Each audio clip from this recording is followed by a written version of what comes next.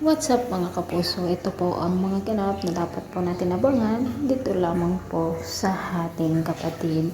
Dahil nga naman sa hindi iniisip ni Rosel ang kanyang desisyon nang pumunta siya sa bahay ni na Chris upang humingi sana ng tawad kay Belle dahil nga sa pagbibintang niya dito na siya ang nanakit kay Tali.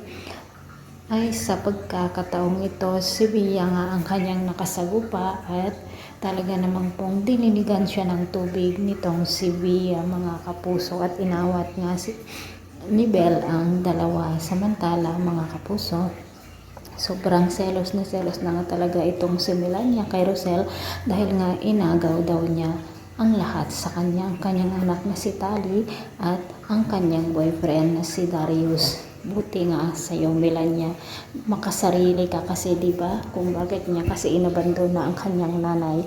Samantala mga kapuso, tuwang-tuwa naman si Tali dahil nga sa pagmamahal na ipinakikita ni Tyrone at Rosel sa kanya, at habang nasa school nga siya ay pinagtripan na naman siya ng kanyang dating mga kaibigan noon. Buti na lang dumating si Rosel kung kaya't ipinagtanggol nga niya si Tali at sinuway niya ang dalawang malditang babae mga kapuso.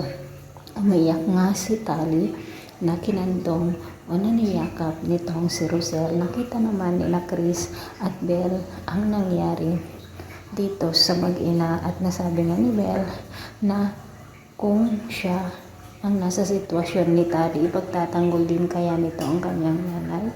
At nakukonsensya na nga rin si Chris pero wala pa siyang lakas ng loob para ipagtapat ang katotohanan dito kay Belle.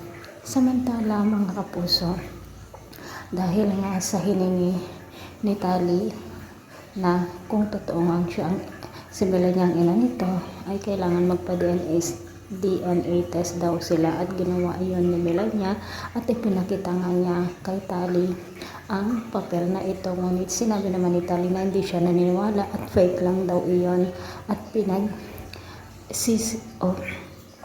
at sinira nga po niya ang papel. Nakita naman ito ni Rosel at napaka naman talaga kasi nga tatanungin pa niya kay Tali kung ano nga ba iyon.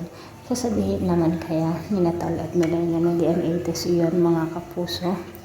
Alam naman ni Rosel na hindi niya anak si Tali at dito na kaya nila malalaman na si Melania ang ina nito. Ito po ang mga dapat natin abangan. Maraming salamat. Bye bye.